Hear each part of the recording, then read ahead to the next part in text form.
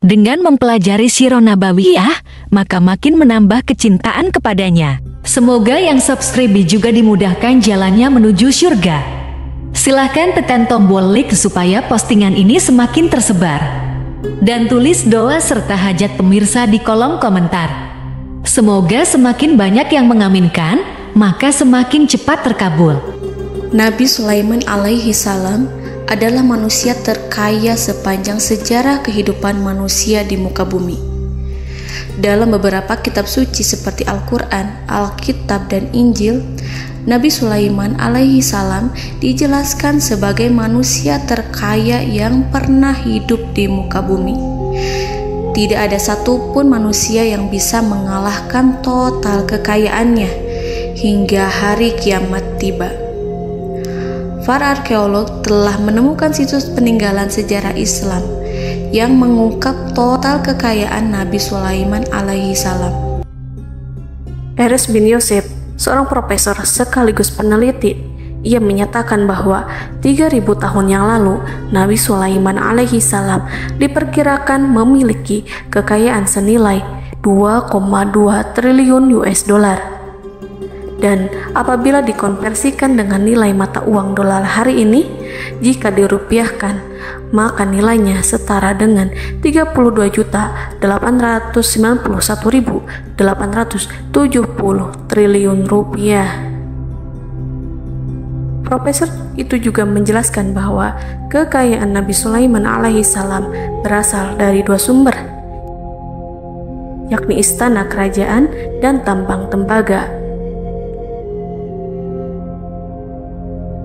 Nilai itu berkali-kali lipat lebih banyak dari total kekayaan negara Indonesia yang hanya mencapai 11.454 triliun per 30 Desember 2021. Nabi Sulaiman alaihi salam memiliki beberapa mukjizat. Di antaranya adalah dapat berbicara dengan bahasa binatang.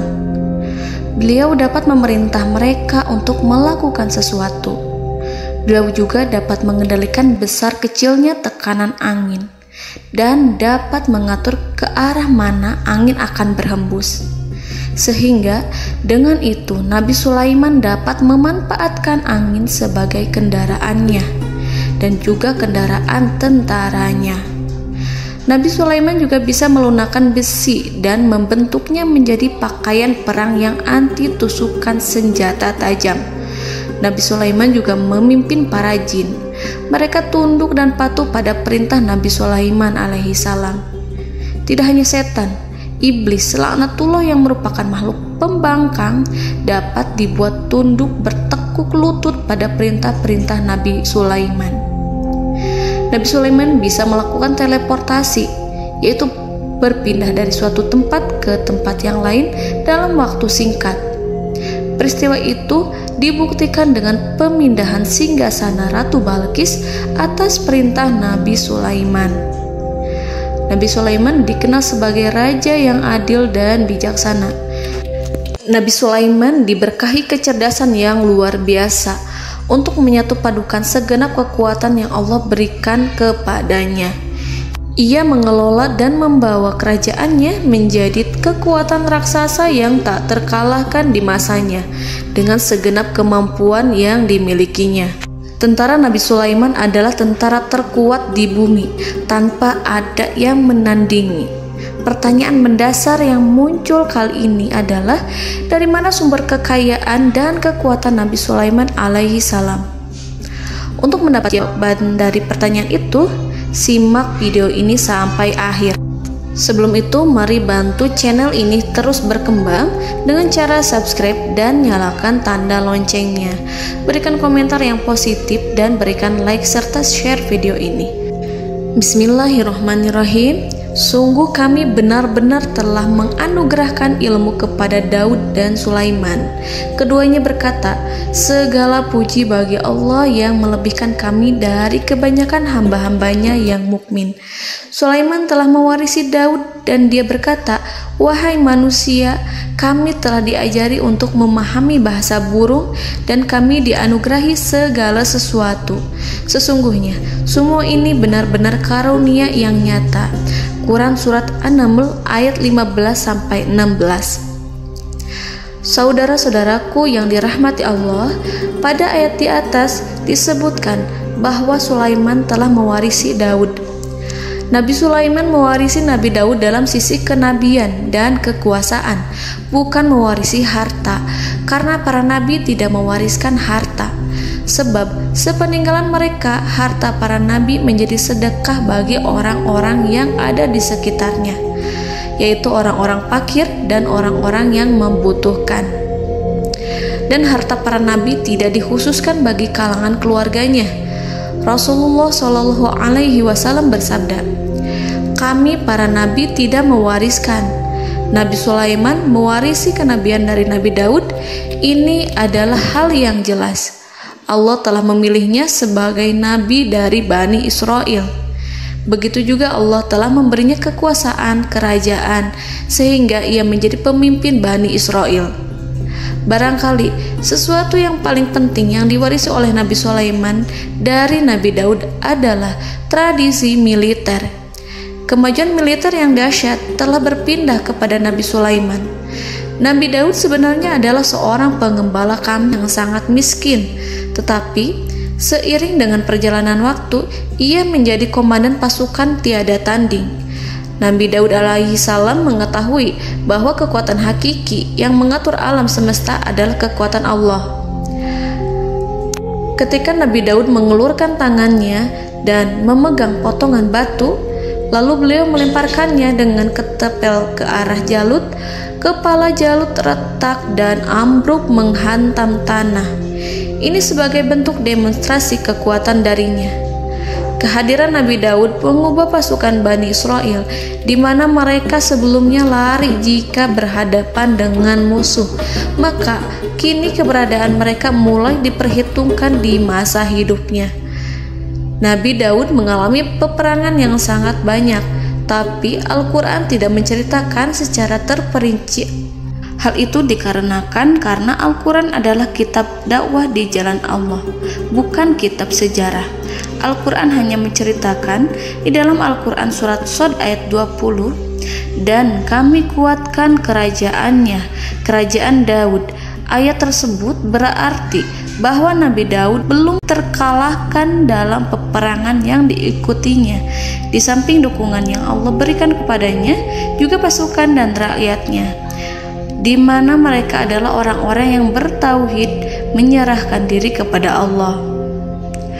Allah Subhanahu wa Ta'ala mengajarkan kepada Nabi Daud hal-hal yang menjadikan pasukannya memiliki keistimewaan yang dengannya mereka dapat mengalahkan pasukan-pasukan lain, pasukan-pasukan besar yang ada di bumi pada saat itu. Allah Subhanahu wa Ta'ala berfirman dalam surat Saba ayat 10, "Dan kami telah melunakkan besi untuknya." Baju besi mungkin akan menjadi masalah dalam benak kita. Ketika orang-orang yang berperang, baju besi cukup mengganggu gerakan mereka. Kita bisa membayangkan ketika ada dua orang berperang, salah satu dapat bergerak bebas, sementara yang lainnya tidak leluasa bergerak karena tertahan dengan pakaiannya. Namun, dengan kekuasaan Allah, Nabi Daud dapat melunakkan besi dan membuat baju besi yang ringan, yang mudah untuk digunakan. Ini adalah kemajuan penting yang Allah berikan kepada Nabi Daud dan tentaranya. Kemajuan itu kemudian diajarkan, diwariskan dan dimiliki oleh Nabi Sulaiman alaihi salam. Nabi Sulaiman memiliki pasukan dahsyat yang melebihi pasukan manapun di bumi saat itu, atau bahkan mungkin saat ini. Bahkan Allah menambahkan karunia-Nya kepada Nabi Sulaiman yang disebutkan dalam Al-Quran surat An-Naml ayat 16. "Dan Sulaiman telah mewarisi Daud, dan dia berkata, 'Wahai manusia, kami telah diberi pengertian tentang suara burung, dan kami diberi segala sesuatu. Sesungguhnya ini benar-benar suatu karunia yang nyata.'" Saudara-saudaraku yang dirahmati Allah, pada suatu hari Nabi Sulaiman alaihi salam menengadahkan tangannya dan berdoa kepada Allah Subhanahu wa Ta'ala. Antara hati Nabi dan Allah tidak ada penghalang, tidak ada jarak, tidak ada sekatan waktu, tidak ada satupun dari para nabi yang berdoa kepada Allah kecuali doanya pasti dikabulkan. Doa Nabi Sulaiman alaihi salam direkam dalam Al-Quran surat Shad ayat 35. Nabi Sulaiman berkata, "Ya Tuhanku, ampunilah aku, anugerahkanlah kepadaku kerajaan yang tidak dimiliki oleh seorang pun sesudahku." Nabi Sulaiman menginginkan dari Allah sesuatu kerajaan yang belum pernah diperoleh oleh siapapun setelahnya. Allah Subhanahu wa Ta'ala mengabulkan doa Nabi Sulaiman dan memberinya kerajaan tersebut. Nabi Sulaiman mewarisi kekuasaan, kenabian, hikmah ilmu dari Nabi Daud alaihi salam. Orang-orang menyebut Nabi Sulaiman Al-Hakim, Sulaiman yang bijaksana. Kebijaksanaan Nabi Sulaiman tidak terbatas pada keadilannya di tengah-tengah manusia dan juga kasih sayangnya kepada mereka. Namun, kebijaksanaan Nabi Sulaiman juga berlaku di kalangan burung dan binatang lainnya. Nabi Daud juga mengenal bahasa burung, tetapi Nabi Sulaiman dapat berbicara dengan bahasa burung. Bahkan, ia dapat menggantikannya sebagai pembantunya. Ketika Nabi Daud bertasbih di gunung, burung-burung serta binatang buas ikut bertasbih bersamanya. Bahkan angin pun berhenti untuk mendengarkan tasbih itu.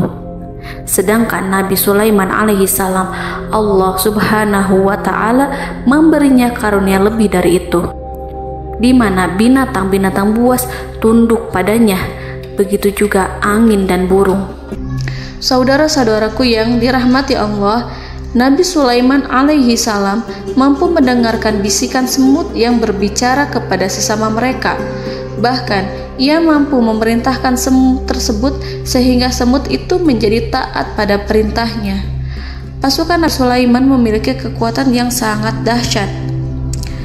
Belum pernah ada di dunia ini satu pasukan pun yang memiliki kekuatan seperti itu.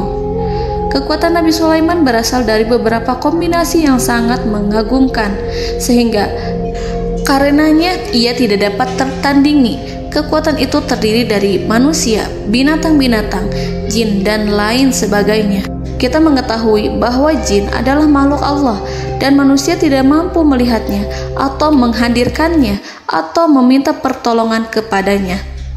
Sedangkan Nabi Sulaiman telah diberi Allah suatu kemampuan untuk menundukkan jin, mempekerjakan mereka sebagai tentara di tengah-tengah peperangan. Bahkan ia mampu menjadikan mereka sebagai pekerja-pekerja kasar di kerajaannya saat tidak ada peperangan. Oleh sebab itu, ketika ada pasukan lain yang mencoba melawan pasukan Nabi Sulaiman, mustahil mereka akan mendapatkan kemenangan. Bahkan pasukan Nabi Sulaiman diperkuat oleh pasukan burung. Burung di pasukan Nabi Sulaiman memerankan tugas penting, yaitu menjadi agen intelijen. Kita mengetahui bahwa peranan informasi saat peperangan adalah hal yang penting. Dari informasi tersebut, pasukan dapat mengetahui keadaan lawannya. Demikianlah peranan burung pada pasukan Sulaiman. Ia terbang di tengah-tengah musuh. Kemudian, ia kembali kepada Nabi Sulaiman untuk menyampaikan berita tentang keadaan lawannya. Di samping jin dan burung, Allah juga menundukkan angin untuk Nabi Sulaiman. Nabi Sulaiman dapat memerintahkan angin dan ia mampu untuk menaiki angin tersebut. Dalam Al-Quran surat Shad ayat 36-40, Allah Subhanahu wa Ta'ala berfirman, "Kami tundukkan kepada angin yang berhembus dengan baik menurut kemana saja yang dikehendaki Sulaiman. Dan kami tundukkan pula kepadanya setan-setan, semuanya ahli bangunan dan penyelam, dan setan yang lain yang terikat dalam belenggu. Inilah anugerah kami, maka berikanlah kepada orang lain atau tahanlah untuk dirimu tanpa perhitungan, dan sesungguhnya dia mempunyai kedudukan yang dekat pada sisi kami dan tempat kembali yang baik." Saudara-saudaraku yang dirahmati Allah, Allah Subhanahu wa Ta'ala juga memberikan kemampuan yang tak seorang pun dari para nabi mendapatkannya, yaitu kemampuan untuk memerintah setan. Setan adalah salah satu bagian dari jin. Ia adalah kelompok yang celaka dari bangsa jin. Kelompok ini sebenarnya tidak mampu dikuasai oleh manusia. Bahkan jin yang soleh tidak dapat mengatur setan. Adapun Nabi Sulaiman, Allah telah memberinya kekuasaan untuk menundukkan setan dan mempekerjakannya, bahkan mengikatnya dengan rantai serta menghukumnya jika ia menentang pada perintahnya. Setan membangun untuk Sulaiman istana-istana, patung-patung, dan alat-alat perang. Bahkan setan-setan itu menyelam ke dasar lautan untuk mengeluarkan permata dan yakut untuk Sulaiman. Jika di antara setan yang menentang perintahnya, maka Nabi Sulaiman alaihi salam mengikatnya dengan rantai. Ini semua menunjukkan kekayaan Nabi Sulaiman dan kekuasaannya, di mana ia mampu mengatur banyak makhluk di bumi ini. Tentu saja, kemampuan itu semua adalah atas izin dari Allah Subhanahu wa Ta'ala sebagai mukjizat darinya. Allah Subhanahu wa Ta'ala berfirman dalam Al-Quran surat Saba ayat 12, dan sebagian dari jin adalah yang bekerja di hadapannya, di bawah kekuasaannya, dengan izin Tuhannya. Dan siapa yang menyimpang di antara mereka dari perintah kami, maka kami rasakan kepadanya azab neraka yang apinya menyala-nyala. Para jin itu membuat untuk Sulaiman apa yang dikehendakinya, dari gedung-gedung yang tinggi, patung-patung, dan piring-piring yang besarnya seperti kolam, atau periuk yang tetap berada di atas tungku. Saudara-saudaraku yang dirahmati Allah, Nabi Sulaiman yang bijaksana adalah penguasa yang tak tertandingi di muka bumi. Meskipun memperoleh nikmat-nikmat khusus yang agung itu yang Allah berikan kepada Sulaiman, beliau tetap menunjukkan dirinya sebagai manusia yang paling banyak berzikir kepada Allah dan manusia yang paling banyak bersyukur di zamannya. Saudara-saudaraku yang dirahmati Allah, sebagaimana Allah Subhanahu wa Ta'ala memberikan nikmat kepada ayahnya Nabi Daud alaihi salam, di mana ia mampu melunakkan besi, dan Allah mengajarinya bagaimana cara mencairkan besi, maka Nabi Sulaiman alaihi salam dapat memanfaatkan tembaga yang cair untuk peperangan. Dan juga di saat perdamaian, pada saat peperangan, beliau mencampur tembaga dengan besi dan menjadikannya perunggu. Mereka menggunakan senjata-senjata perunggu dalam peperangan seperti pedang, baju besi, dan juga pisau. Senjata-senjata ini adalah senjata yang paling kuat pada saat itu. Sedangkan di saat damai, tembaga digunakan untuk membuat bangunan, perhiasan, dan sebagainya. Meskipun Nabi Sulaiman mendapatkan nikmat yang besar dan karunia yang khusus, Allah Subhanahu wa Ta'ala mengujinya dengan suatu ujian yang dahsyat. Ujian yang akan selalu datang kepada seorang hamba yang soleh. Ketika hamba itu mendapatkan kedudukan besar, maka ujiannya pun menjadi besar. Allah Subhanahu wa Ta'ala menguji Nabi Sulaiman dengan penyakit. Diceritakan oleh Fahru Roji, Nabi Sulaiman diuji dengan suatu penyakit yang keras, di mana kedokteran saat itu tidak dapat dan tidak mampu mengatasinya. Sakitnya Nabi Sulaiman sangat keras sehingga para dokter dari kalangan manusia ataupun jin tidak mampu menghilangkan penyakit itu. Lalu burung-burung menghadirkan rumput-rumput yang dianggapnya sebagai obat, tetapi Nabi Sulaiman tak kunjung sembuh. Semakin hari penyakit Nabi Sulaiman semakin menjadi-jadi, sehingga ketika Nabi Sulaiman duduk di atas kursi, ia duduk bagaikan tubuh tanpa roh. Seakan-akan ia mati karena saking keras penyakit yang dideritanya. Sakit yang diderita oleh Nabi Sulaiman alaihi salam berlangsung sangat lama. Namun Nabi Sulaiman tidak henti-hentinya berzikir kepada Allah dan meminta kesembuhan kepadanya, serta selalu beristighfar dan mengungkapkan rasa cinta kepadanya. Selesailah ujian Allah terhadap hambanya Nabi Sulaiman. Beliau pun sembuh. Nabi Sulaiman merasakan kembali kesehatannya setelah ia mengetahui segala kejayaan dan segala kekuasaan serta segala kebesarannya tidak lagi mampu menghilangkan penyakit yang dideritanya kecuali jika Allah menghendaki. Saudara-saudaraku yang dirahmati Allah, Nabi Sulaiman telah membangun tempat ibadah, tempat sujud, sehingga manusia menyembah Allah di dalamnya. Orang-orang yang membangunnya berjumlah puluhan ribu orang. Tentu setiap kelompok dari mereka memiliki pekerjaan masing-masing. Di antara mereka ada yang mencairkan tembaga, di antara mereka ada yang tukang pahat, ada yang tukang ukir, ada yang membelah batu, ada yang memotong kayu, ada yang mendatangkan rumput-rumput dari Libanon, ada yang mendatangkan emas dan menjadikannya lempengan-lempengan yang mengkilat untuk menutupi kayu, serta untuk melapisi dinding-dinding. Bahkan golongan jin pun membantu membangun tempat tersebut, tentu dengan perintah dan bimbingan Nabi Sulaiman. Mereka membuat patung-patung yang besar, membuat bejana yang besar untuk tempat makan para tentara dan pekerja, yaitu bejana seperti gunung. Karena saking berat dan besarnya, mereka juga membuat tempat-tempat minum yang besarnya seperti kolam. Nabi Sulaiman mengawasi para pekerjanya dan juga mengurusi masyarakatnya, di mana beliau mengenali problem mereka dan berusaha memecahkannya. Beliau juga mengawasi pasukan dari kalangan binatang dan burung.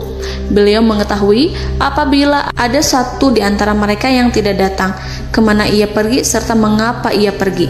Nabi Sulaiman menguasai pengetahuan itu semua. Nabi Sulaiman bukan hanya mengetahui problem tentara-tentaranya dari kalangan manusia ataupun tentaranya dari kalangan burung, namun ia juga menunjukkan kasih sayang terhadap semut, di mana beliau mendengar bisikannya dan tidak suka untuk menginjaknya. Nabi Sulaiman selalu menundukkan kepalanya ke bumi sebagai bentuk rasa rendah diri dan syukur kepada Allah. Pada suatu hari, Nabi Sulaiman alaihi salam berjalan di depan tentaranya, dan tiba-tiba ia mendengar suara semut yang berkata kepada temannya dari kalangan semut. Hal itu terekam dalam Al-Quran surat An-Naml ayat 18-19. Wahai semut-semut, masuklah ke dalam sarang-sarangmu agar kamu tidak terinjak oleh Sulaiman dan tentaranya, sedangkan mereka tidak menyadarinya. Nabi Sulaiman alaihi salam tersenyum mendengar itu, dan ia berdoa, "Ya Allah, ya Tuhanku, berilah aku ilham untuk tetap mensyukuri nikmat-Mu yang telah Engkau anugerahkan kepadaku dan kepada kedua orang ibu bapakku, dan untuk mengerjakan amal soleh yang Kau ridhoi, dan masukkanlah aku ke dalam rahmat-Mu, ke dalam golongan hamba-hamba-Mu yang soleh." Saudara-saudaraku yang dirahmati Allah, meskipun Nabi Sulaiman mendapatkan kekuasaan dan memiliki tentara yang besar, namun beliau menunjukkan kasih sayang terhadap bangsa semut. Beliau mendengarkan bisikannya dan melihat semut yang ada di depannya. Oleh karena itu, tak mungkin baginya untuk menginjak golongan semut itu. Nabi Sulaiman bersyukur kepada Allah telah memberinya nikmat, yaitu nikmat rahmat dan kasih sayang. Di samping itu, Nabi Sulaiman alaihi salam adalah orang paling kaya di dunia. Istananya terbuat dari kayu gaharu yang memiliki wangi harum. Istananya terbuat dari emas yang terkadang dari kristal. Beliau juga memiliki kursi besar yang terbuat dari emas dan permata. Istana Nabi Sulaiman merupakan istana yang paling besar di dunia. Nabi Sulaiman menggunakan pakaian dari emas dan permata. Meskipun demikian, Nabi Sulaiman tetap menunjukkan sebagai hamba yang berserah diri dan rendah diri di hadapan Allah Subhanahu wa Ta'ala. Nabi Sulaiman yang merendahkan diri di hadapan Allah, ia selalu sujud kepada Allah, sebagaimana ayahnya yang selalu bertasbih pada Allah. Nabi Sulaiman selalu melantunkan lagu-lagu cinta ilahi dan hanya memuji Allah Subhanahu wa Ta'ala. Pada suatu hari, Nabi Sulaiman alaihi salam mengeluarkan perintah kepada pasukannya untuk bersiap-siap.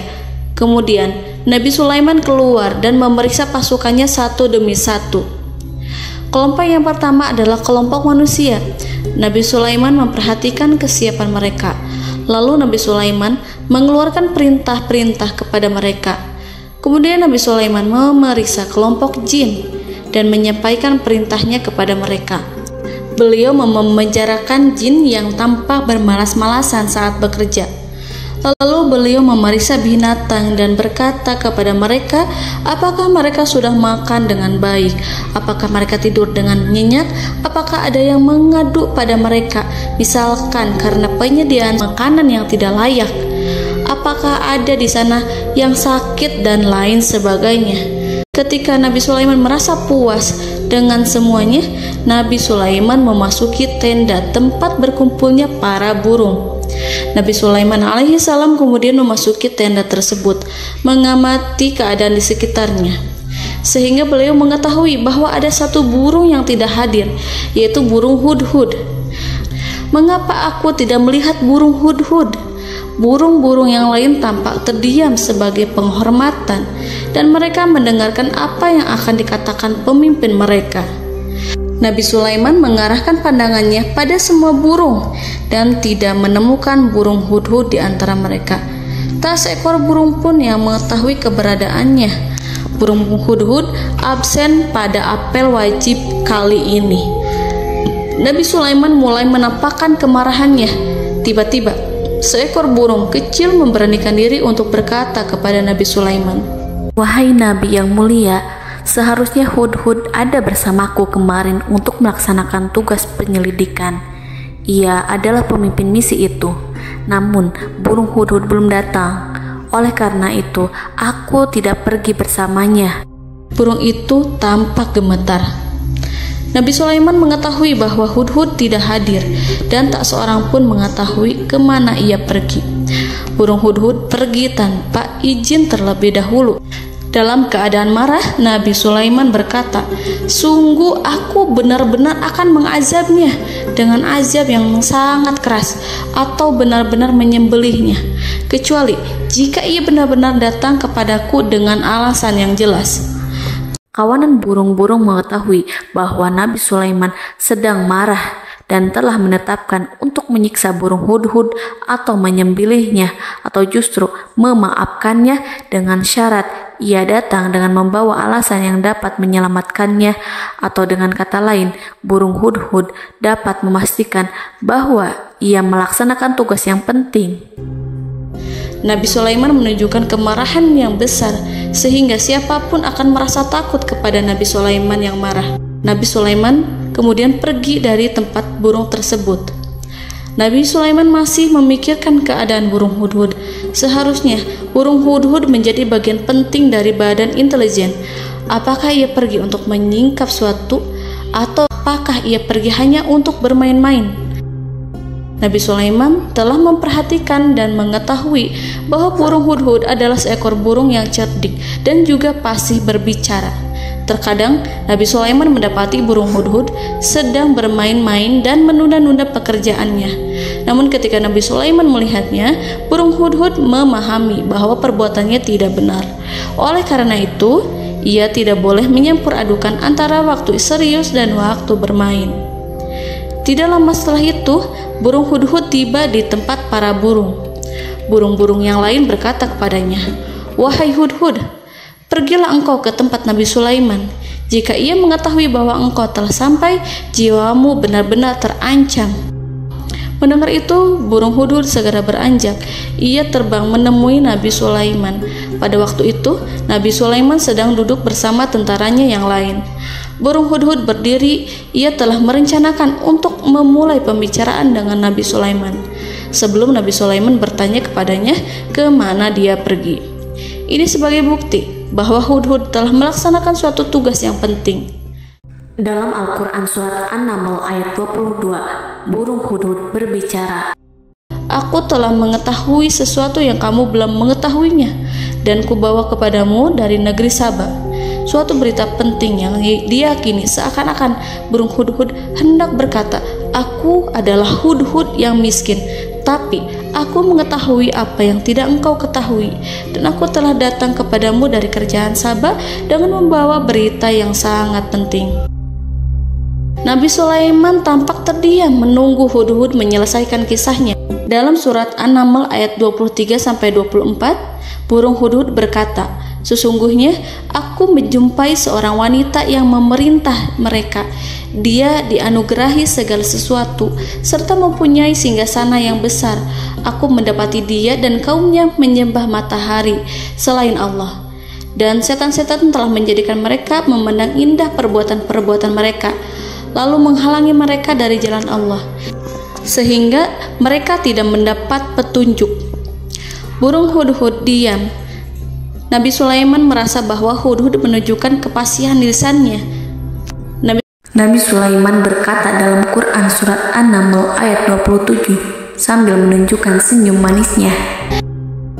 Nabi Sulaiman berkata, "Akan kami lihat apakah kamu benar wahai hudhud, ataukah kamu termasuk orang-orang yang berdusta." Seakan-akan burung hudhud ingin mengatakan, "Aku tidak berbohong, wahai Nabi yang mulia." Namun diamnya Sulaiman membuat takut sehingga burung hudhud terdiam. Nabi Sulaiman terdiam karena berpikir, lalu ia memutuskan sesuatu setelah itu. Beliau melihat kepada lainnya dan meminta secari kertas. Nabi Sulaiman menulis surat singkat dan menyerahkannya kepada hudhud, serta memerintahkan kepadanya seperti yang dikatakan dalam Quran surat An-Naml ayat 28. "Pergilah dengan membawa suratku ini, lalu jatuhkanlah kepada mereka, kemudian berpalinglah dari mereka, lalu perhatikanlah apa yang mereka bicarakan." Al-Quranul Karim hanya menceritakan dalam Quran surat An-Naml bagaimana perginya hudhud dan bagaimana ia menyerahkan surat itu.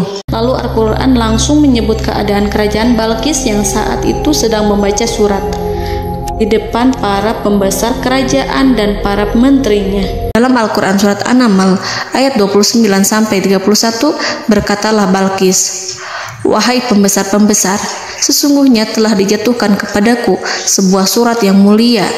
Sesungguhnya surat ini dari Sulaiman, dan sesungguhnya isinya dengan menyebut nama Allah yang Maha Pengasih lagi Maha Penyayang, bahwa janganlah kalian berlaku sombong terhadapku, dan datanglah kepadaku sebagai orang yang berserah diri." Saudara-saudaraku yang dirahmati Allah, dalam surat tersebut Nabi Sulaiman menyebutkan supaya mereka menyerahkan diri dan tunduk kepada perintah Nabi Sulaiman.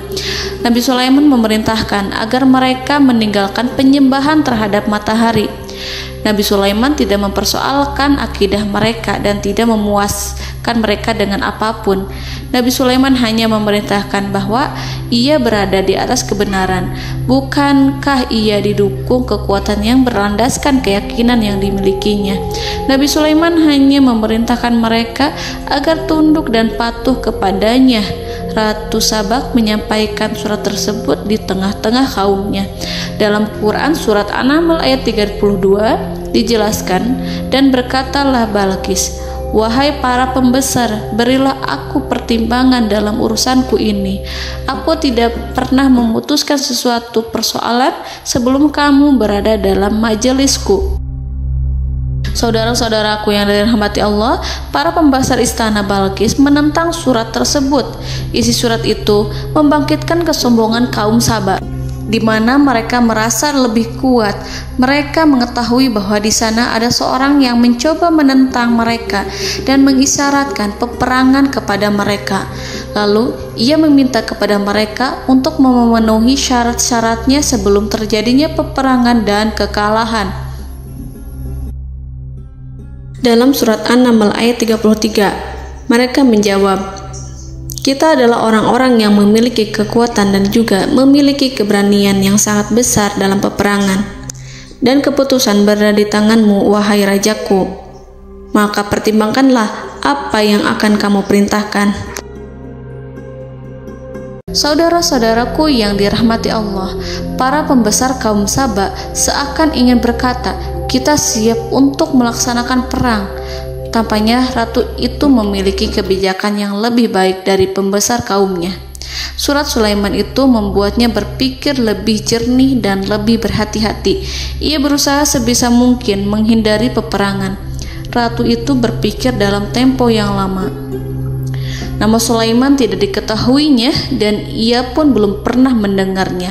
Oleh karena itu, Ratu kaum Sabak tidak mampu mengetahui dan mendeteksi seberapa besar kekuatan Nabi Sulaiman. boleh jadi Nabi Sulaiman memiliki kekuatan yang dahsyat, sehingga ia mampu memerangi kekuasaannya dan mengalahkannya. Kemudian ratu memperhatikan apa yang ada di sekelilingnya.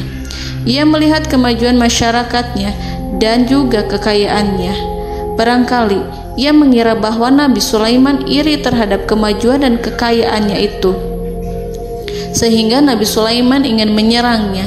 Setelah mempertimbangkan isi surat Nabi Sulaiman dengan cermat, Ratu Saba memilih untuk tidak bersikap ceroboh dan bodoh. Ratu lebih suka untuk menggunakan bahasa kelembutan. Ia mengirim kepada Nabi Sulaiman suatu hadiah yang besar. Ratu mengira bahwa Nabi Sulaiman seorang yang ambisius, yang boleh jadi ia telah mendengar tentang kekayaan kerajaan Saba. Para utusan pergi dengan membawa hadiah dari Ratu Saba. Ratu berharap agar mereka dapat memasuki kerajaan Nabi Sulaiman dan akan mengetahui kondisi kerajaannya. Saat mereka pulang, Ratu ingin mendengar secara langsung dari mereka tentang bagaimana keadaan kaum Nabi Sulaiman dan pasukannya.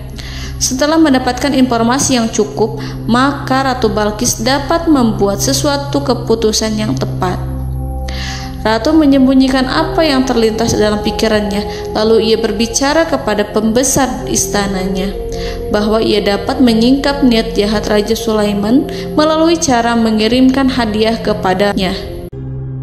Ratu lebih memilih cara tersebut dan menunggu reaksi dari Nabi Sulaiman. Ratu berhasil memuaskan para pembesar istana, dan untuk sementara ia menghilangkan ide untuk berperang. Karena para raja jika menyerang suatu desa, maka pemimpin desa tersebut adalah orang yang paling banyak mendapatkan kehinaan. Akhirnya, para pembesar kaumnya merasa puas dengan pikiran Ratu Balqis. Saudara-saudaraku yang dirahmati Allah, dalam surat An-Naml ayat 34-35 dijelaskan, Ratu Balqis berkata, "Sesungguhnya raja-raja apabila memasuki suatu negeri, niscaya mereka akan membinasakannya dan menjadikan penduduknya yang mulia menjadi hina. Dan demikian pula lah yang akan mereka perbuat. Dan sesungguhnya aku akan mengirim utusan kepada mereka dengan membawa hadiah, dan aku akan menunggu apa yang akan dibawa kembali oleh utusan itu." Kemudian sampailah hadiah dari Ratu Balqis kepada Nabi Sulaiman. Para intelijen Nabi Sulaiman memberitahunya bahwa utusan Balqis datang dengan membawa hadiah. Nabi Sulaiman langsung mengetahui bahwa Ratu Balqis itu sengaja mengirim orang-orangnya untuk mengetahui atau untuk mendapatkan informasi tentang kekuatannya. Lalu setelah itu ia akan mengambil keputusan atau mengambil sikap kepada kerajaan Sulaiman. Nabi Sulaiman segera memanggil semua pasukannya untuk berkumpul. Utusan Balqis segera memasuki istana Nabi yang dipenuhi dengan pasukan yang besar bersenjata. Melihat itu, utusan Ratu Balqis tercengang dan terkejut ketika mereka melihat kekayaan yang mereka bawa tidak ada apa-apanya dibandingkan dengan kerajaan Nabi Sulaiman. Hadiah mereka tampak tidak berarti. Emas yang mereka bawa tampak tidak memiliki makna saat mereka memasuki istana Nabi Sulaiman yang terbuat dari kayu-kayu pohon gaharu yang mengeluarkan bau yang harum serta dihiasi dengan emas permata. Para utusan Ratu Balqis berdiri bersama Nabi Sulaiman dan menyaksikan bagaimana Nabi Sulaiman mengendalikan pasukannya. Kemudian mereka mulai berpikir tentang kekuatan dan kualitas pasukan Nabi Sulaiman. Betapa kagetnya mereka ketika melihat di tengah-tengah pasukan itu terdapat singa, burung, dan tentara dari kalangan manusia yang mampu terbang. Mereka pun sadar bahwa mereka di hadapan pasukan yang tiada tandingannya. Selesailah demonstrasi pasukan Nabi Sulaiman. Kemudian para utusan ratu dipersilahkan maju ke tempat hidangan makanan. Para utusan itu sangat terkejut ketika melihat berbagai macam makanan dari penjuru dunia ada di depannya. Dan di antara makanan itu terdapat pula makanan yang biasa ditemukan di negeri mereka. Tetapi mereka melihat bahwa makanan itu memiliki rasa yang lebih istimewa. Selain itu, piring-piring yang ada di depan mereka terbuat dari emas dan mereka dilayani oleh laki-laki yang berhias dengan emas. Di meja makan itu terdapat burung, ikan laut, dan berbagai macam daging yang mereka tidak mampu lagi membedakan daging apa itu. Nabi Sulaiman tidak makan bersama mereka, tapi beliau makan dengan menggunakan piring yang terbuat dari kayu. Beliau memakan roti yang kering yang dicampur dengan minyak. Inilah makanan yang dipilih Nabi Sulaiman. Makan bersama mereka dalam keadaan diam, mereka merasa kehadiran Nabi Sulaiman menciptakan suatu wibawa yang luar biasa. Selesai perjamuan itu, lalu dengan sangat malu mereka menyerahkan hadiah dari Ratu Balqis kepada Nabi Sulaiman. Hadiah itu berupa emas yang bagi mereka hadiah itu sangat bernilai tinggi. Tapi di sini hadiah itu tampak kecil di hadapan kekayaan-kekayaan Nabi Sulaiman yang sangat mengagumkan.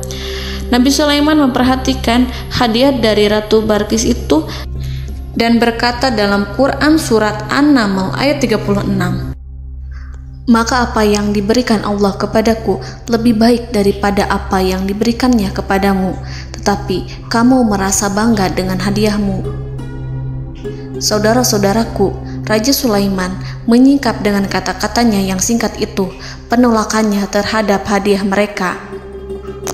Ia memberitahu utusan itu bahwa ia tidak menerima hadiah tersebut. Ia tidak merasa puas dengan hadiah itu. Yang membuatnya puas hanyalah, "Janganlah kalian berlaku sombong terhadapku dan datanglah kepadaku sebagai orang-orang yang berserah diri." Lalu Nabi Sulaiman berkata kepada mereka dengan pelan. Hal itu diabadikan dalam Al-Quran surat An-Naml ayat 37. "Kembalilah kepada mereka. Sungguh kami akan mendatangi mereka dengan bala tentara yang mereka tidak kuasa melawannya. Dan pasti kami akan mengusir mereka dari negara itu, yaitu negeri Saba, dengan terhina.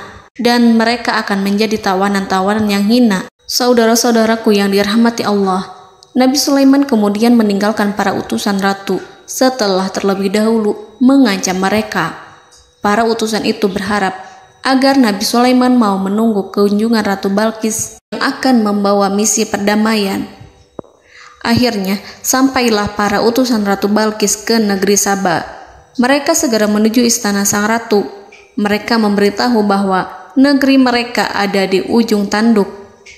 Mereka menceritakan kepada ratu tentang kekuatan Nabi Sulaiman dan tidak mungkin bagi mereka mampu melawannya.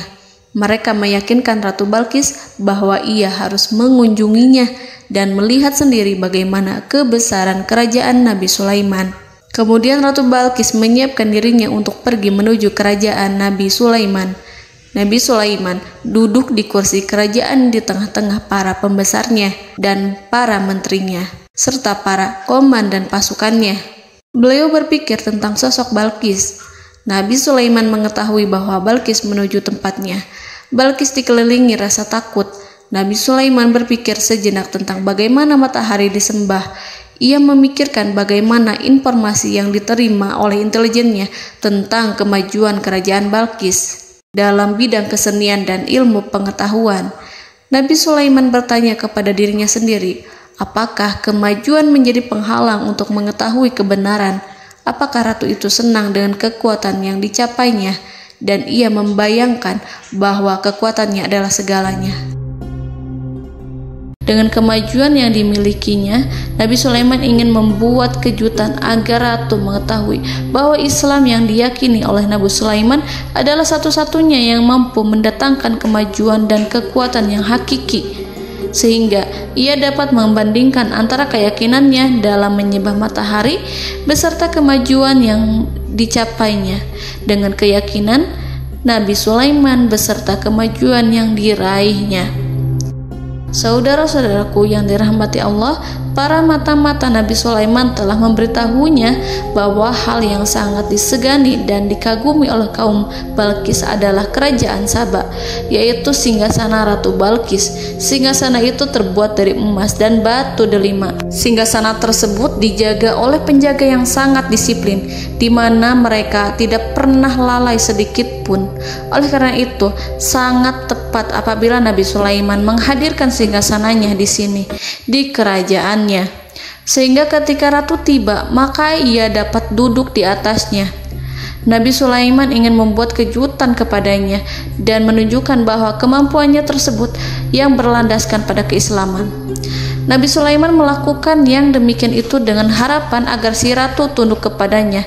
Ide itu terlintas dalam diri Nabi Sulaiman. Lalu ia mengangkat kepalanya dan menoleh kepada anak buahnya.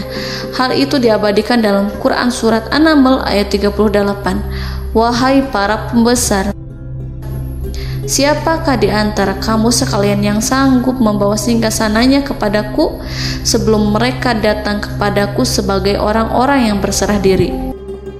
Saudara-saudaraku, perhatikanlah ungkapan pikiran Nabi Sulaiman tersebut. Semua pemikirannya berkisar tentang keislaman para penyembah matahari, tentang bagaimana beliau dapat memberikan petunjuk kepada mereka di jalan Allah. Yang pertama menjawab pertanyaan Nabi Sulaiman adalah jin Ifrit.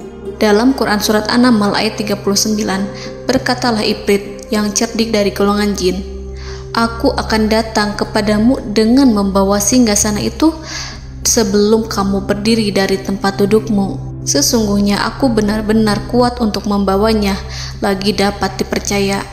Nabi Sulaiman berdiri dari tempat duduknya. Setelah 1 jam atau 2 jam, jin itu berjanji kepadanya untuk menghadirkan singgasana Balkis. Sebelum itu, istana Nabi Sulaiman di Palestina, sedangkan istana Balkis terletak di Yaman. Antara singgasana tersebut dengan singgasana Nabi Sulaiman berjarak lebih dari ribuan mil. Barangkali pesawat yang cepat sekalipun yang kita kenal hari ini tidak akan mampu membawa dan mendatangkan istana itu dalam waktu 1 jam. Tetapi masalahnya di sini, berhubung dengan kekuatan jin yang serba misterius, Nabi Sulaiman tidak mengomentari sedikit pun terhadap apa yang dikatakan oleh Ifrit. Nabi Sulaiman tampak menunggu tanggapan lain yang mampu menghadirkan singgasana Balkis yang lebih cepat dari jin Ifrit. Nabi Sulaiman menoleh kepada seorang yang di sana, yang duduk di atas naungan. Hal itu diceritakan dalam Al-Quran Surat An-Naml ayat 40. Berkatalah seseorang yang mempunyai ilmu dari Alkitab, "Aku akan membawa singgasana itu kepadamu sebelum matamu berkedip." Maka tatkala Sulaiman melihat singgasana itu terletak di hadapannya, ia pun berkata, "Ini termasuk karunia Tuhanku untuk menguji aku. Apakah aku akan bersyukur atau mengingkari nikmatnya? Dan barang siapa yang bersyukur, maka sesungguhnya dia bersyukur untuk kebaikan dirinya sendiri. Dan barang siapa yang ingkar, maka sesungguhnya Tuhanku maha kaya lagi maha mulia." Saudara-saudaraku, belum lama seseorang yang mempunyai ilmu dari Alkitab menyatakan kalimatnya, sehingga singgasana itu tiba-tiba ada di depan Nabi Sulaiman, yang mampu menghadirkan singgasana itu lebih cepat dari kedipan mata. Al-Quranul Karim tidak menyingkap kepribadian seseorang yang menghadirkan singgasana itu. Al-Quran hanya menggarisi bahwa orang itu mempunyai ilmu dari Alkitab. Al-Quran tidak menjelaskan kepada kita apakah ia seorang malaikat, ataukah manusia, ataukah jin. Al-Quran sengaja tidak menyingkap hakikat kitab yang dimaksud. Saudara-saudaraku yang dirahmati Allah, setelah melihat singgasana itu, Nabi Sulaiman bersyukur kepada Allah. Ia mulai memperhatikan singgasana sang ratu. Singgasana tersebut merupakan simbol pembangunan dan juga kemajuan. Tetapi nampaknya ia hanya sesuatu yang biasa saja jika dibandingkan dengan kekuasaan dan kebesaran ciptaan yang dibuat oleh manusia dan jin di kalangan istana Nabi Sulaiman. Nabi Sulaiman memikirkan dalam tempo yang sangat lama singgasana Ratu Balkis itu. Kemudian beliau memerintahkan agar singgasana itu diperbaiki, sehingga saat Ratu Balkis datang, dia akan mengujinya. Apakah Ratu Balkis dapat mengenali singgasananya ataukah tidak? Dalam Al-Quran Surat An-Naml ayat 41, Nabi Sulaiman berkata, "Ubahlah baginya singgasananya, maka kita akan melihat apakah dia mengenal ataukah dia termasuk orang-orang yang tidak mengenalnya." Saudara-saudaraku yang dirahmati Allah, Nabi Sulaiman memerintahkan agar dibangun istana yang akan digunakan untuk menyambut Ratu Balkis. Nabi Sulaiman memilih tempat di laut, dan ia memerintahkan agar dibangun suatu istana di mana sebagian besarnya terdiri dari air laut. Nabi Sulaiman memerintahkan agar lantainya itu terbuat dari kaca yang tebal dan kuat, sehingga orang-orang yang berjalan di atas istana itu akan dapat melihat di bawahnya ada ikan-ikan berwarna-warni yang berenang-renang. Dan mereka akan melihat rumput-rumput laut yang bergerak-gerak. Akhirnya, selesailah pembangunan istana itu. Saking bersihnya kaca lantainya, sehingga tampak di sana tidak ada kaca. Burung hudhud memberitahu Nabi Sulaiman bahwa Balqis telah sampai dekat kerajaannya. Kemudian Ratu Balqis datang. Al-Quran tidak menyebutkan keadaan Nabi Sulaiman saat menyambut Balqis, namun Al-Quran menunjukkan dua sikap Ratu Balqis. Yang pertama, bagaimana sikap Balqis ketika pertama kali melihat singgasananya yang datang mendahuluinya, padahal ia telah meninggalkan pengawalannya untuk tetap setia menjaga singgasananya itu. Keadaan kedua adalah keadaan di depan istana yang dibangun untuk penyambutan Balqis. Istana itu penuh dengan permata yang berenang-renang di bawahnya ikan-ikan. Dalam Quran Surat An-Naml ayat 42 dijelaskan, dan ketika Balqis datang, ditanyakanlah kepadanya, serupa inikah singgasanamu?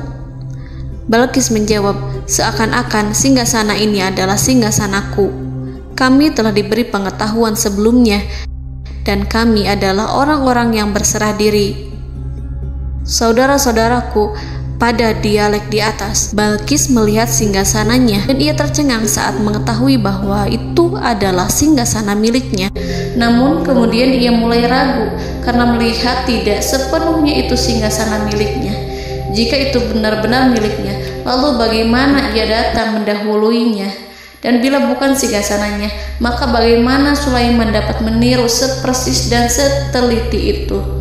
Padahal Sulaiman tidak pernah sekalipun ke kerajaannya. Nabi Sulaiman berkata saat melihat Balqis mengamati singgasananya, apakah ini singgasanamu? Balqis terlihat sangat kebingungan, namun setelah itu ia menjawab, sepertinya benar. Nabi Sulaiman berkata, kami telah diberi ilmu sebelumnya dan kami sebagai orang-orang muslim.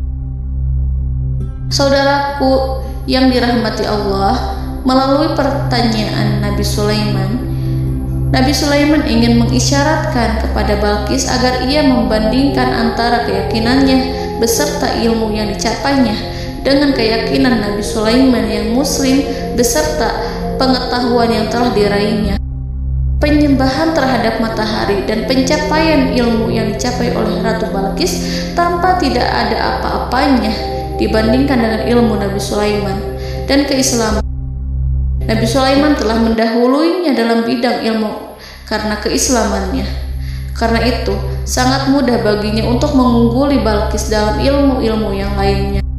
Demikianlah yang disyaratkan dalam pertanyaan Nabi Sulaiman kepada Ratu Balqis. Ratu Saba itu mengetahui bahwa ini adalah singgasananya, di mana singgasana itu datang lebih dahulu daripada dirinya.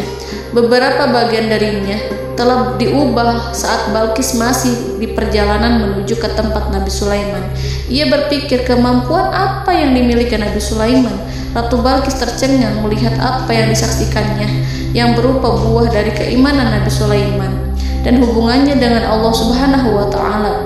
Sebagaimana Balqis juga tercengang ketika melihat kemajuan di bidang ilmu pembangunan, seni, dan ilmu-ilmu yang lainnya. Maka ia tidak lebih kagum lagi saat melihat hubungan yang kuat antara keislaman Nabi Sulaiman dengan ilmunya, serta kemajuan yang diraihnya. Dalam Al-Quran Surat An-Naml ayat 43 dijelaskan, dan apa yang disembahnya selama ini selain Allah mencegahnya untuk melahirkan keislamannya, karena sesungguhnya ia terdahulu termasuk orang-orang yang kafir. Saudara-saudaraku yang dirahmati Allah, berguncanglah dalam benak Balqis ribuan hal ketika melihat keyakinan kaumnya runtuh di hadapan Nabi Sulaiman. Ia menyadari matahari yang disembahnya hanya merupakan ciptaan Allah, dan Allah lah yang menggerakkannya untuk hamba-hambanya. Lalu terbitlah matahari kebenaran dalam dirinya. Hatinya diterangi oleh cahaya baru yang tidak akan tenggelam seperti tenggelamnya matahari. Masa keislamannya hanya menunggu waktu. Ratu Balqis memilih waktu yang tepat untuk mengumumkan keislamannya. Allah Subhanahu wa Ta'ala berfirman dalam Quran Surat An-Naml ayat 44. Dikatakan kepadanya, masuklah ke dalam istana. Maka tatkala ia melihat lantai istana itu, dikiranya kolam air yang besar dan disingkapnya 2 betisnya. Berkatalah Sulaiman, sesungguhnya ia adalah istana licin yang terbuat dari kaca. Berkatalah Balqis, wahai Tuhanku, sesungguhnya aku telah berbuat zalim terhadap diriku dan aku berserah diri bersama Sulaiman kepada Allah Tuhan semesta alam. Saudara-saudaraku yang dirahmati Allah, dikatakan kepada Balqis, masuklah ke dalam istana. Ketika ia masuk, maka ia tidak menyaksikan adanya kaca, tetapi ia melihat air, sehingga ia mengira akan bersinggungan dengan air. Lalu ia menyingkapkan sedikit bajunya agar bajunya itu tidak basah.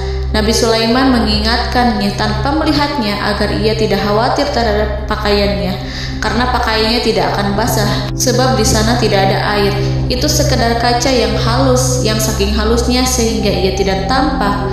Pada kesempatan itulah Balqis mengumumkan keislamannya, yang mengakui kelalimannya, dan ia menyatakan menyerahkan diri kepada Nabi Sulaiman dan kepada Allah Tuhan semesta alam. Lalu kaumnya pun mengikutinya dan mereka memeluk Islam.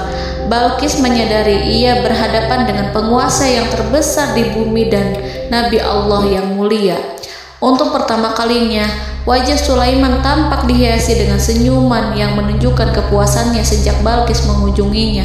Demikianlah Nabi Sulaiman mewujudkan kejayaannya yang hakiki dan menyebarkan cahaya Islam di muka bumi. Saudara-saudaraku, Al-Quran tidak menyebutkan kisah Balqis setelah keislamannya. Para ahli tafsir mengatakan bahwa ia menikah dengan Nabi Sulaiman. Selain itu, ada yang mengatakan bahwa ia menikah dengan salah satu orang dekat Nabi Sulaiman. Ada juga yang mengatakan bahwa sebagian Raja Habasyah adalah keturunan dari buah perkawinan ini. Wallahu a'lam bishawab. Saudara-saudaraku yang dirahmati Allah, Nabi Sulaiman hidup di tengah-tengah kejayaan dan kemuliaan di bumi. Kemudian Allah menetapkan kematian untuknya, sebagaimana kehidupan Sulaiman berada di puncak kemuliaan dan kejayaan yang penuh dengan keajaiban yang luar biasa. Maka kematiannya pun merupakan tanda-tanda kebesaran Allah yang penuh dengan keajaiban. Demikianlah bahwa kematiannya sesuai dengan kehidupannya, sesuai dengan kejayaannya. Allah berfirman tentang kematian Sulaiman di dalam Al-Quran Surat Saba ayat 14. Maka tatkala kami telah menetapkan kematian Nabi Sulaiman, tidak ada yang menunjukkan kepada mereka kematiannya itu kecuali rayap yang memakan tongkatnya. Maka tatkala ia telah tersungkur, tahulah jin bahwa kalau sekiranya mereka mengetahui yang gaib, tentulah mereka tidak akan tetap dalam siksa yang menghinakan. Saudara-saudaraku, kemampuan Nabi Sulaiman untuk menundukkan jin dan mempekerjakan mereka serta hubungan mereka dengan semua itu menimbulkan fitnah di tengah-tengah manusia. Dalam hal tertentu, kematian Nabi Sulaiman merupakan batasan jawaban terhadap fitnah ini. Kami tidak mengetahui siapa yang mengklaim bahwa jin mengetahui hal yang gaib, apakah itu setan yang terkutuk atau jin yang bodoh atau manusia yang tertipu.